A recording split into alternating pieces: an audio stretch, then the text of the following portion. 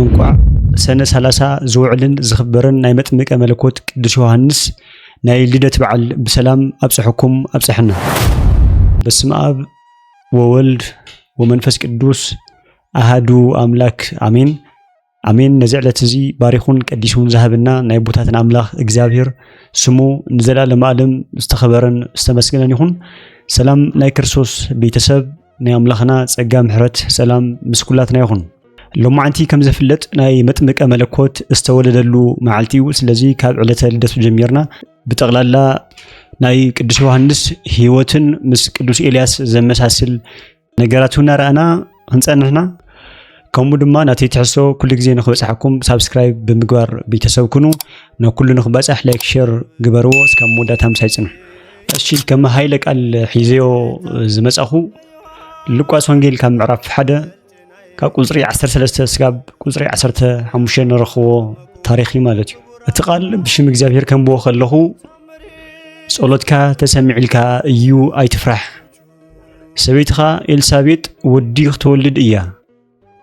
ሽሙውን ዮሐንስ ክትብሎ ኢኻ፣ ንብዙሓት ድማ ሓጎስን ደስታን ክኸውን እዩ ዝብል ቃል ማለት እዩ። እዚ ቃል እዚ መጀመርያ ከምቲ ዝነገርኩኹም ዝርከብ ኣብ ሉቃስ ወንጌል ካብ ምዕራፍ 1 ጀሚር ዘሎ ታሪኺ ማለት እዩ። እቲ ታሪኽ እንታይ ይብለና? ኣብ ናይ ይሁዳ ንጉስ ኣብ ብሄሮድስ ዘመን ካብ ኣብያ ወገን ዝኾነ ስሙ ዘካርያስ ዝበሃል ካህን ነበረ። ከምኡ ድማ ካብ ኣሮን ወገን ዝኾነት ኤልሳቤጥ ትበሃል ሰበይት ነበረት ይብለና ማለት እዩ። እዞም ሰባት እዚኦም ብትእዛዝ እግዚአብሔር ብዘይ ምንም ነቐፋ ይነብሩ ነበሩ ማለት እዩ። ኣብዚ ኣብ እግዚአብሔር ትእዛዝን ኣብ እግዚአብሔር ሕግን ዝተመስረተ ቅዱስ ዝኾነ ሓዳሮም ግን ሓደ ጸገም ገጢሞ ነበረ ማለት እዩ። ንሱ ድማ መኻንነት ወይ ድማ ውልድ ዘይምህላው፣ ከምኡ ድማ ውልድ ብቻ ዘይምህላው ዘይኮነስ ዕድሞኦም ሓሊፎም ሸምጊሎም ነበሩ ይብለና ማለት እዩ። ምክንያቱ ድማ ብፍቃድ እግዚአብሔር ዝተመስረተ ሓድነት ሓዳር እቲ ዝዓበየ ጸገም ናይ ቆልዓ ምሳን ከማን ክብትኖን ክፈልዮን ከም ዘይኽእል ይነገረና ነቲ ሓድነት ማለት እዩ። ኣብቲ ሰሙን ድማ ካህን ዘካርያስ ናይ ክህነት ኣገልግሎት ወይ ድማ ቤተ መቅደስ ከይዱ ዕጣን ዝዓጥነሉ ታረኛ ወይ ከዓ ከምዚ ናይ ሕጂ ሳሙንተኛ ነበረ ይብለና ታሪኽ ማለት እዩ። ስለዚ ካህን ዘካርያስ ቤተ መቅደስ ንኽዓጥን ናብ ኣገልግሎቱ ናብ ቤተ ክርስቲያን ወይ ከዓ ናብ ቤተ መቅደስ ከደ ማለት እዩ። በዚ ድማ እቶም ህዝቢ ብደገ ኮይኖም ንሱ ድማ ውሽጢ ቤተ መቅደስ ዕጣን እንዳዓጠነ እንዳሃለየ መልአከ እግዚአብሔር ኣብቲ ናይ ዕጣን መስዋዕቲ ብየማን ጠጠው ኢሉ ነበረ ይብለና ማለት እዩ። በዚ እውን ክንመሃር ንኽእል ቅዱሳን መላእክቲ ኣብ ናትና ኣገልግሎት ኣብ ናይ ማዕጠንቲ ግዜ ኣብ ናይ ቅዳሴ ግዜ ኩሉ ግዜ ከም ዘለዉ እዩ ዝነገረና ማለት እዩ። ምክንያቱ ናይ መላእክቲ ኣገልግሎት ኣብ መንጎ ሰባትን ኣብ መንጎ እግዚአብሔርን ርክብ ምፍጣር ወይ ድማ ምልእኣኽ ስለ ዝኾነ ስርሖም።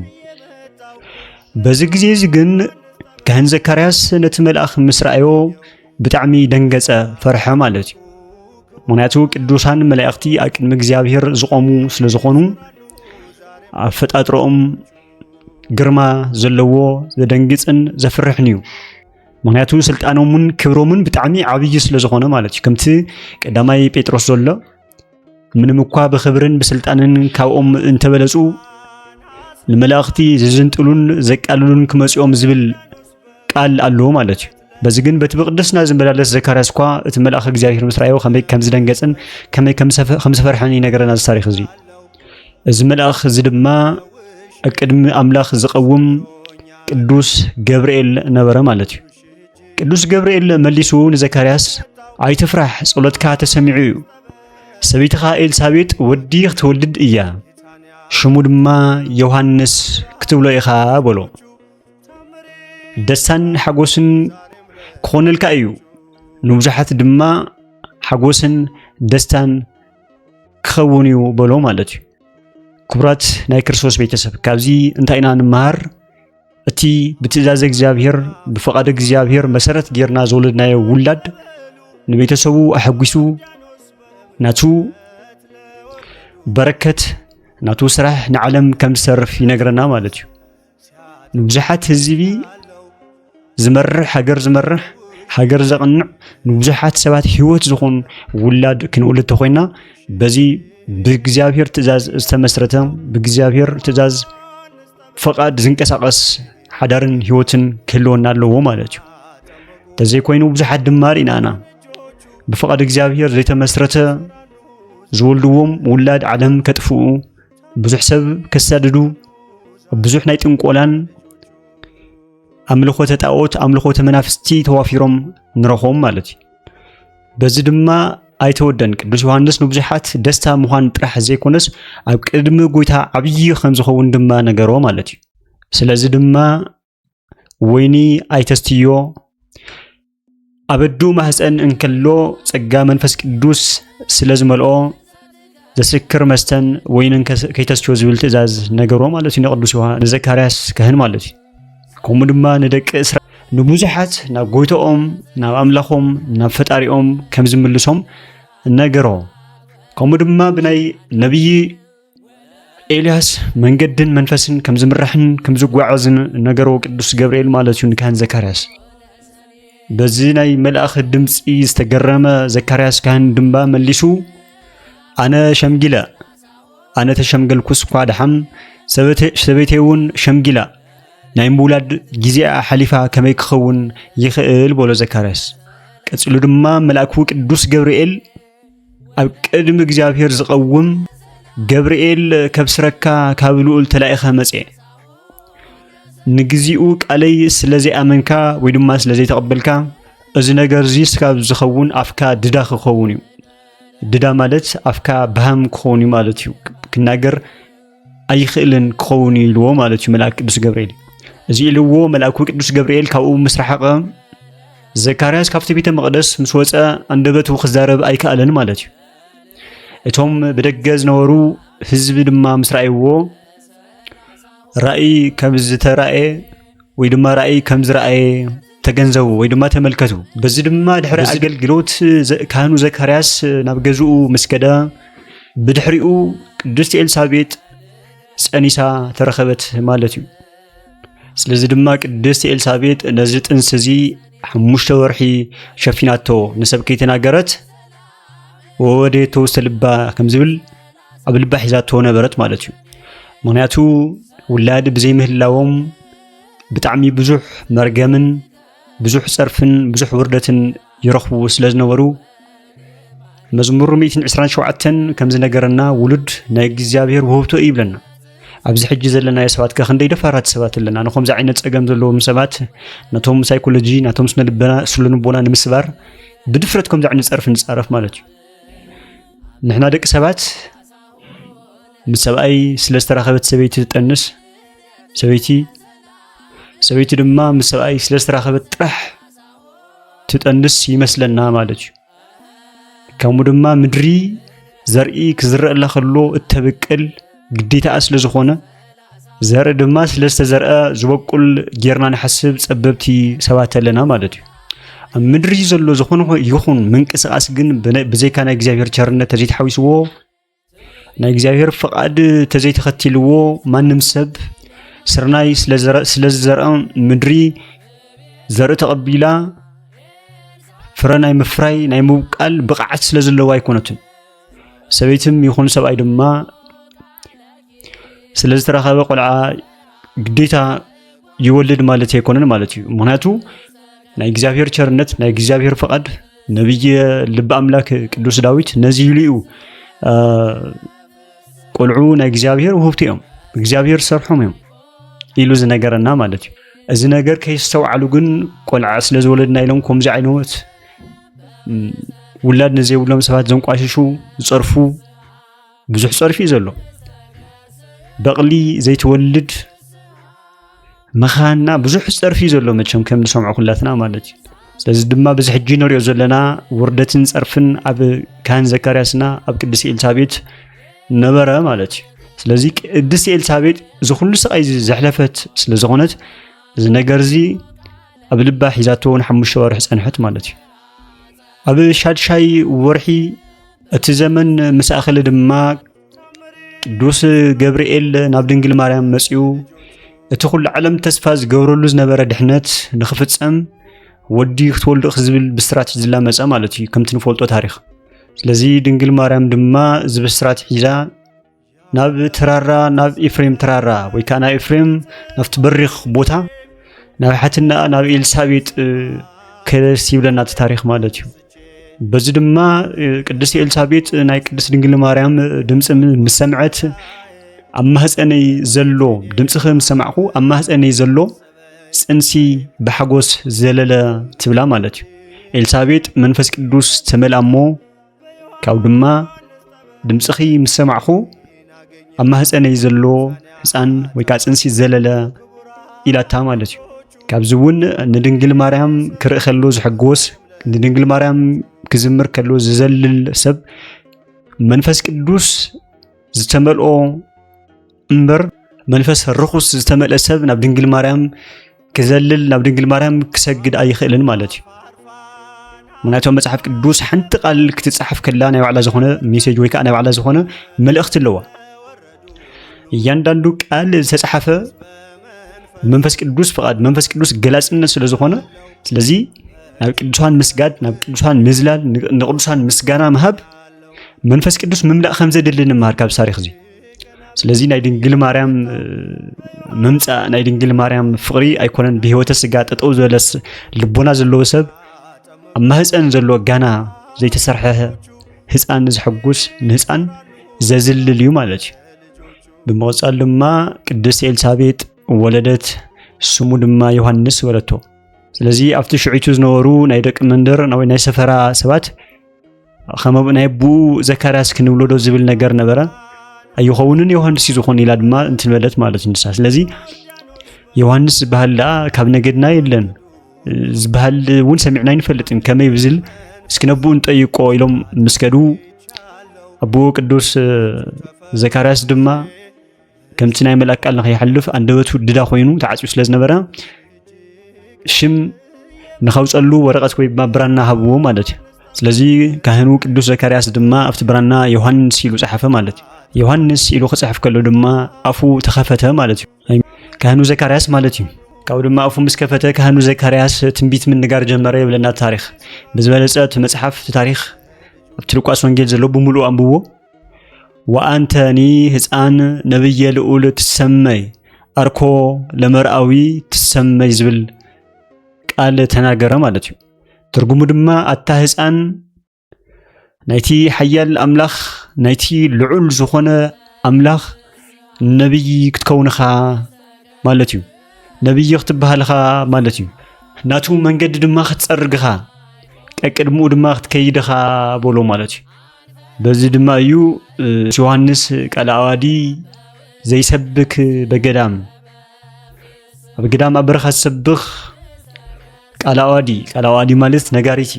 ቃል ኣዋዲ ክንሰምዖ ከለና ኣዋጅ ማለት እዩ። ኣዋጅ ነጋሪ መቸም ናይ ቃል ኣዋዲ ኣገልግሎት ኩሉ ግዜ ክንርኢ ከለና ዝኾነ ዓብይ ነገር ክመጽእ ተኾይኑ ቃል ኣዋዲ ዝውቃዕ ቤተክርስትያን ናይ ክርስቶስ ጋር እንደምን ክመጽእ ከሎ ዓብይ ዝኾነ ምህልላ ግዜ ክባሃል ከሎ ዝተፈላለዩ ነገር ክግበር ከሎ ናይ ቅዱስ ቁርባን ካብ ቤተልሔም ናብ ቤተ መቅደስ ክመጽእ ከሎ እና ዓብይ ነገር ንኽመጽእ ዓብይ ነገር መሪሕ ንኽመጽእ ቃል ኣዋዲ ቀዲሙ ክመጽእ ኣለዎ ማለት እዩ ኣብ ናይ ቤተክርስትያን ኣገልግሎት። ስለዚ ቃል ኣዋዲ ዘይሰብክ በገዳም ቃል ኣዋዲ ተባሂሉ ይፍለጥ ቅዱስ ዮሐንስ ማለት እዩ። ቅድሚ ክርስቶስ ስብከት ምጅማር እውን ኣብ ዮርዳኖስ ንሰባት ጥምቀት የጠምቕ ነበረ ማለት እዩ። እቲ ዓሚቕ ይምላ እቲ ገቦ ድማ ፈሪሱ ይደላደል ዝብል ስብከቱ ድማ ይፍለጥ ናይ መጀመርያ ስብከቱ። እቲ ገቦ ፈሪሱ ይደላደል ማለት እቲ ብትዕቢት ዝሓበጠ ምክንያቱ ትዕቢት ማለት ናይ ስጋ ፍሬ ትዕቢት ማለት ናይ ዲያብሎስ መሳርሒ እዩ። ትዕቢት ማለት ሸኽሚ ናይ እግዚአብሔር እዩ። እግዚአብሔር ትዕቢተኛታት ይቃወም ይብል ሐዋርያው ቅዱስ ጳውሎስ። ትዕቢት ሰጸሩ ለእግዚአብሔር። ስለዚ እቲ ዝተዓበየ መዝሙረኛው ዳዊት እንታይ ይብል አንሳይኩ አዕይንትየ መንገለ አድባር እማይቴ ይምጻ ረድኤቴ ሰም ሀብ እግዚአብሔር ዘገብረ ሰማይ ወምድረ ይብለና መዝሙረኛው ቅዱስ ዳዊት ማለት እዩ። ስለዚ አድባር ዝተባሃለ ገቦ ዝተባሃለ ማለት ሃፍታማት ሰባት ክኾኑ ይኽእሉ ብዝናም ብኽብርን ብሃፍትን ብዝተፈላለየ ክኾን ክግለጹ ይኽእል እዩ ማለት እዩ። ብኡ ድማ ብትዕቢት ዝሓበጠ ልቢ ክደላደል ኣለዎ ትሕት ክብለዎ ማለት እዩ። تحت زبده دما مغبار حطيات زودقه بمغبار ሃይማኖት ክልዓል ክብርኽን ሜዳ ክኸውን ከም ዘለዎ ይነግር ነበረ ማለት እዩ ከምቲ ዝፍለጥ ናይ መጥምቀ መለኮት ቅዱስ ዮሐንስ ዓብይ ስብከት ኣብ ቤተክርስቲያንና ኣብ ማእከል ቅዳሴ ኩሉ ግዜ ዝበሃል ነገር ኣሎ ንሱ ድማ ነስሁ ወእመኑ እስመ ቀረበት መንግስተ ሰማያት ቀሪባ እያሞ ንስሐ እተው ብዝብል ዓብይ ስብከት ይፍለጥ ማለት እዩ ስለዚህ ከምቲ ዝተነገረሉ ትንቢትን ስብከትን ቅዱስ ዮሐንስ ክርስቶስ አገልግሎት ቅድመ ምጅማሩ ኣብ ባህር ዮርዳኖስ በማይ ሰባት ይጠምቅ ነበረ ማለት እዩ ንስሁ ወእመኑ እስመ ቀረበት መንግስተ ሰማያት ቀሪባ እያሞ ንስሐ እተው ናበለ ማለት እዩ ስለዚህ ቶም ሰባት ድማ ይጥይቆ ነበሩ ትኽመጽ ዝኽእልስ ንስኻርኻ ወይስ ካልእ ክንጽበ ዝብል ጥያቄ ነይሩ ለዚህ መጥምቀ መለኮት ቅዱስ ዮሐንስ ድማ አነ በማይ የጠመቀኩም ኣለኹ ንሱ ግን በማይን በመንፈስን በሐውን ከጠመቀኩም ይብሎም ነበረ ማለት እዩ አነ ግን ንዕኡ ናይ ጫሙ መእሰር እኳ ክሽከም ዘይክእል ክፈትሕ ዘይክእል ሰበ ይብሎም ነበረ ማለት እዩ አንሰ እይክል እፍታህ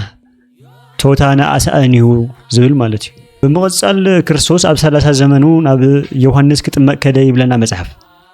ዮሐንስ ምስራኤዮ ነዋ በግኡ ለእግዚአብሔር ዘይአትት ወያሴስል ኃጢአተ ዓለም ናይ ዓለም ኃጢአት ዘወግድ ናይ ዓለም ኃጢአት ዘጥፍእን ዝድምስስን ናይ እግዚአብሔር በጊዕ ድማ ወሎ ቀጺሉ ክርስቶስ ናብ ዮሐንስ ክጥመቅ ቀረበ ዮሐንስ ድማ ከምቲ ዝበሎ አነ ናይ ጫማ አኻ ናይ ጫማኻ መፍትሕ ክሽከም ዘይኽእል ከአስር ዘይኽእል ሰብ ከመይ ገራ ክጠመቀካ ብሎ ማለት ስለዚህ ክርስቶስ ድማ ሕጊ ሁሉ ክንፍጽም ይግበአና እዩ ብምባል ከጠመቆ ነገሮ ማለት እዩ እሺ ከጠመቀካ ከለኹ ሳይለ ከጠመቀካ ምስሎ ድማ አንተ ካህኑ ለዓለም በከመ ስሜቱ ለመልከ ጼዴቅ ወልዱ ለብሩክ ከሳቴ ብርሃን ተሳሃለኒ አንተ ካህኑ ለዓለም በከመ ስሜቱ ለመልከ ጼዴቅ ማለት ከም ዝፍለጥ አቡሊ ኪዳን ዝነበረ ክህነት ብነገድ በዓሌት ዝተፈለየ ነይሩ ስለዚህ መልከ ጼዴቅ ድማ ካብዞም ነገድ ዘይኮነ ካብዞም ዓሌት ዘይኮነ ሽዕቱ ዝነበረ ብክህነት ዝፍለጥ ናይ ክህነት ጸጋ ዝነበሮ ነገድ ሌዊ ይባሃል ማለት እዩ ናይ መልከ ጼዴቅ ክህነት ካመን ከም ዝነበረ አይፍለጥን ነበረ ማለት እዩ ከመሳሰለሉ ዝኻለ ምክንያት ድማ ናይ ጎይታ መድኃኒት ኢየሱስ ክርስቶስ ክህነት ከማንም ዝተቀበሉ አይኮነን በዓሌት ብነገድ ብውህብቶ ዝተውሃቦ ክህነት አይኮነን ማለት እዩ ናቱ ክህነት ዘላለማዊ ዝኾነ ክህነት ናይ ጎይታ ሊቀ ካህናትነት ብሰብ ትሽወሞ ክህነት አይኮነን ማለት እዩ በዚ ድማ ናይ መልከ ጼዴቅ ክህነት ናይ ክርስቶስ ምሳሌ ኮይኑ ማለት እዩ ስለዚህ ዮሐንስ ብዝተባሃለው መሰረት አንተ ካህኑ ለዓለም በከመ ስሜቱ ለመልከ ጼዴቅ ወልዱ ለብሩክ ከሳቴ ብርሃን ተሳሃለኒ እንዳበለ አጥምቆ ማለት እዩ እትካ ናይ ባዕልኻ ዝኾነ ካብ ማንም ዘይተቀበልካዮ ዘላለማዊ ዝኾንካ ካህን ኢየሱስ ክርስቶስ ሆይ ናይ እግዚአብሔር አብ ሓደ ወዱ ናይ ዓለም ኃጢአት ዝድምስስ ዘሰስሪ ባዕልኻ መስዋዕት ብምዃን ባዕልኻ መዕረጊ መስዋዕቲ ብምዃን ባዕልኻ ተቀባሊ መስዋዕት ብምዃን ዝተፈለኻ ሊቀ ካህናት ዘላለማዊ ዝኾንካ ሊቀ ካህናት ብምባል አጥምቆ ማለት እዩ ከምቲ መጀመርያ ዝበልኩኹም ነዋ በግኡ ለእግዚአብሔር ዘይአትት ወያሴስል ኃጢአተ ዓለም ከም ዝበሎ ናይ ዓለም ኃጢአት ዘወግድ እንኮ ናይ እግዚአብሔር በጊዕ ከምቲ ኣብ ሐዲስ ኪዳን ዝፈሰሰ ናይ ብዙሓት አባጊዕ ደም ዘይኮነስ እዚ ሊቀ ካህናት እዚ ንሓደ ግዜን ንዘላለም ብዘቕረቦ ብዘዕረጎ መስዋዕቲ ምስ ባዕሉ ከተዓርቀና ስለ ዝኽእል እዩ ማለት እዩ ጎይታ መድኃኒት ኢየሱስ ክርስቶስ ስለ ቅዱስ ዮሐንስ ምስክርነት ክህብ ከሎ ማቴዎስ ወንጌል ምዕራፍ 11 ቁጥር 11 ክንርኢ ከለና ካብ ሰበይቲ ዝውለዱ ካብ ዮሐንስ መጥምቅ ዝዓቢ ከም ዘይትንስእ ይነግረና ማለት እዩ እንደውም ጽንዕ ብዝበለ ቃል بحق ابلكم ኣለኹ አንሽቲ ካብ ዝወልዳኦም ካብ ዮሐንስ ዝዓብን ዝኸብርን ከቶ ኣይትንስእን ብምባል ነገሮም ማለት እዩ ከምቲ አዲና ቅድስት ድንግል ማርያም መለኮት በምሽካማ መልዕልተ ፍጡራን ዝበልናያ መጥምቀ መለኮት ቅዱስ ዮሐንስ መለኮት ዝአክል ብምጥማቁ ካብ አዳም ዘርኢ ካብ ዮሐንስ ዳዕሊ ክኸብር ከም ዘይትንስእ ይናገር ይምስክር ማለት እዩ ገለ እስራኤላውያን ድማ ናይ ዮሐንስ ህይወት አነባብራ ስብከት በመራይ ድማ ምስ ኤልያስ የመሳሰልዎ ነበሩ ትዝመጽ ኤልያስ ደኻ በመባል ድማ ይጥየቅዎ ነበሩ ማለት እዩ ምክንያቱም ምስ ኤልያስ ዘመሳሰል በሰለስተ መንገድ ኸንርና ምስ ኤልያስ ምስ ነብይ ኤልያስ ዘመሳሰሎም ዘደንቕ ነገር ነይሩ እቲ ቀዳማይ ተመሳሳሊ ዝኾነ አካይዳን አነባብራን ነይርዎ ማለት እዩ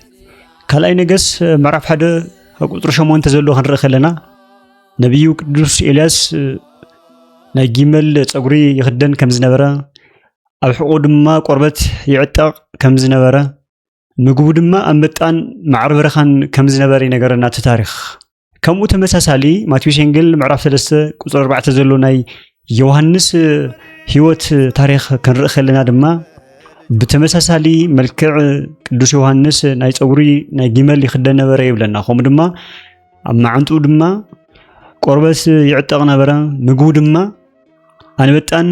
ናይ በረኻ ማዕር ነበረ ይብለና ማለት እዩ እዚ ኸኣቲ ቀንዲ ንቅዱስ ዮሐንስን ንነብይ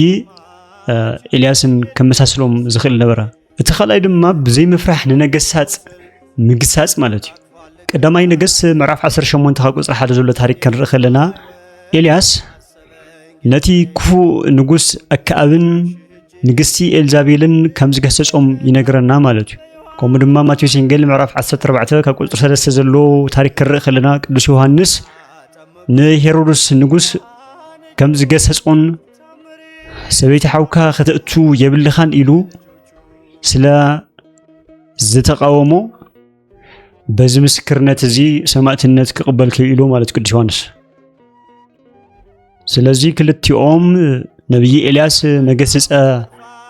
አክዓብ እና ኤልዛቤል ከም ዝኾነ ቅዱስ ዮሐንስ ድማ መገሰጸ ሄሮድስ ከም ዝኾነ ይንገር ማለት እዩ እቲ ሳልሳይ ንቅዱስ ዮሐንስን ነብይ ኤልያስን ዘመሳሰሎም ድማ ንድንግልናን ንጽህናን ዘለዎም ክብሪ ማለት እዩ ክልቲኦም ቅዱሳን ኣብ ምድሪ ወይ ድማ ኣብ ምድራዊ ህይወቶም በንጽህናን በድንግልናን ንኣምላኽ ዘገልገሉ ፍሉያት ኣቦታት እዮም ማለት እዩ ስለዚ ነዚ መሰረት ብምግባር ቅዱስ ቤተክርስቲያንና ኩሉ ግዜ ናይ መጥምቀ መለኮት ቅዱስ ዮሐንስ ልደት